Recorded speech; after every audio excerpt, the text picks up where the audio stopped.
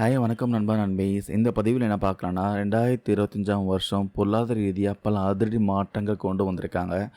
வங்கி கணக்கு வச்சுருக்கவங்க, லோன் வாங்குறவங்க, முக்கியமா கூகுள் பே, ஃபோன்பே யூஸ் பண்ணுறவங்கன்ட்டு யாரையும் இந்த மாற்றங்கள் விட்டு வைக்கல. ரிசர்வ் பேங்க் ஆஃப் இந்தியாவும் மத்திய அரசு கொண்டு வந்திருக்க 11 முக்கியமான மாற்றங்கள் என்ன? இதனால் சாமானிய மக்களுக்கு என்ன லாபம், என்ன நஷ்டம் எல்லாமே டீட்டெயிலாக அந்த பதிவில் பார்க்கலாம். ஃபர்ஸ்ட் விஷயம் செக் கிளியரிங்கில் சூப்பர் மாற்றம் கொண்டு வந்திருக்காங்க. இதுக்கு முன்னாடி எப்படின்னா பேங்க்ல செக் போட்டால் பணம் வர 2 நாளாச்சு காத்திருக்கேன் அப்படிங்கிற நிலை தான் இருந்துச்சு. இனிமேல் அப்படி கிடையாதுங்க. சில மணி நேரங்களே உங்கள் செக் பார்த்தீங்கன்னா கிளியர் ஆகிட்டு பணம் எங்கே போய் சேரணுமோ கரெக்டாக அவங்க அக்கௌண்ட்டில் போய் சேர்ந்துடும். இது எல்லா பேங்க்லையும் நடைமுறை கொண்டு வந்திருக்காங்க. அதுக்கப்புறம் ஜீரோ பேலன்ஸ் அக்கௌண்ட்டுக்கு நிறைய சலுகை கொடுத்துருக்காங்க. நீங்கள் ஜீரோ பேலன்ஸ் அக்கௌண்ட் வச்சுருக்கீங்களா, இனிமேல் யூபிஐ, நெஃப்ட், ஆர்டிஜிஎஸ்ன்னு டிஜிட்டலாக பணம் அனுப்ப எந்த கட்டணமும் கிடையாது சொல்லியிருக்காங்க. அது மட்டும் இல்லாமல் ஏடிஎம் கார்டுக்கு வருஷம் பார்த்தீங்கன்னா ஆனுவல் ஃபீ பிடிப்பாங்க. இனிமேல் இந்த ஜீரோ பேலன்ஸ் அக்கௌண்ட் கிடையாதுன்னு சொல்லியிருக்காங்க. எல்லாமே ஃப்ரீ. மூணாவது விஷயம் பார்த்தீங்கன்னா ஜன்தன் அக்கௌண்ட் யாராவது யூஸ் பண்ணுறீங்கன்னா மறக்காமல் ரீகேஒய்சி பண்ணிடுங்க.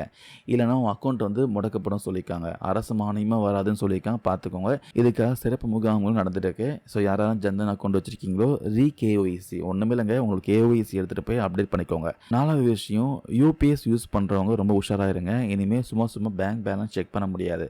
ஒரு நாளைக்கு 50 டைம்ஸ் 50 முறை மட்டும்தான் பேங்க் பேலன்ஸ் பார்க்க முடியும். யாராவது 50 முறை பார்க்குறவங்க யாராவது இருக்கீங்களா? எனக்கு தெரிஞ்சு 1 or 2 டைம்ஸ் பார்த்தா அதிகம்னு நினைக்கிறேன். இதுக்கு போய் ஒரு நாளைக்கு 50 தடவை ஃபிக்ஸ் பண்ணியிருக்காங்க.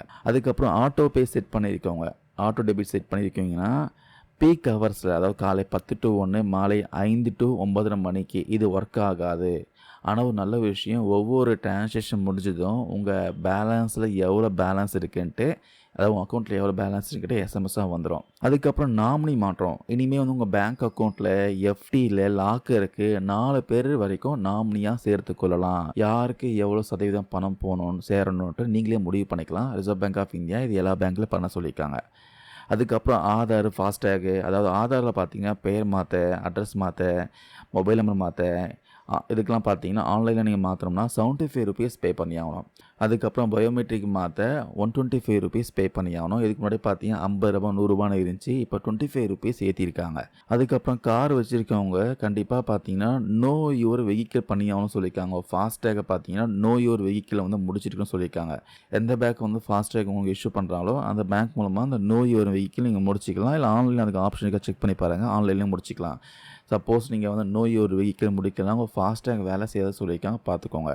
அதுக்கப்புறம் பென்ஷன், இன்கம் டேக்ஸில் நிறைய மாற்றம் பண்ணியிருக்காங்க. அதாவது கவர்மெண்ட் எம்ப்ளாயீஸ் பார்த்தீங்கன்னா இந்த ஒருங்கிணைந்த ஓய்வூதிய திட்டம் இந்த வருஷம் தான் அமலுக்கு கொண்டு வந்திருக்காங்க. ஏப்ரல் 1ஆம் தேதி முதல் 25 வருஷம் சர்வீஸ் முடித்தா கடைசி சம்பளத்தில் பார்த்தீங்கன்னா 50% பென்ஷனாக கிடைக்கும். அதே போல் 12 லட்சம் வரைக்கும் பார்த்தீங்கன்னா வருமானம் ஈட்டுபவர்களுக்கு வரியே கிடையாது சொல்லிட்டாங்க. இந்த பட்ஜெட்டில் தான், இந்த வருஷம் தான் அது. சம்பளதாரர்களாக இருந்தீங்கன்னா, அதாவது சேலரி பர்சனாக இருந்தீங்கன்னா 12,75,000 வரைக்கும் நோ டேக்ஸுங்க, பார்த்துக்கோங்க. அதுக்கப்புறம் ஜிஎஸ்டி, டிடிஎஸ்ல நிறைய மாற்றங்கள்லாம் பண்ணியிருக்காங்க. கடைசியாக ஜிஎஸ்டியில் குழப்பத்தை நீக்கிறதுக்காக இனிமேல் பார்த்தீங்கன்னா 5%, 18% மட்டும் தான், 2 பிரிவு மட்டும் தான் இருக்குன்னு சொல்லியிருக்காங்க.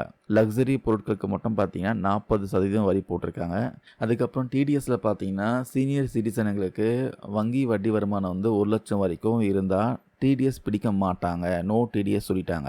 இந்த மாற்றம் எல்லாமே பார்த்தீங்கன்னா இந்த வருஷம் தான் நடைமுறைக்கு வந்திருக்கு. இது விஷயமா உங்களுக்கு கருத்துக்கள், டவுட் இருந்தால் கமெண்ட்ஸ் சொல்லுங்கள். இந்த மாற்றங்கள் எல்லாமே நம்மளோட அன்றாட பணப்புழக்கத்தை கண்டிப்பாக பாதிக்கும். இதில் உங்களுக்கு பிடிச்ச மாற்றம் எதுன்னு மறக்காமல் கமெண்ட்ஸ் சொல்லுங்கள். தேங்க்யூ நண்பா நண்பீஸ்.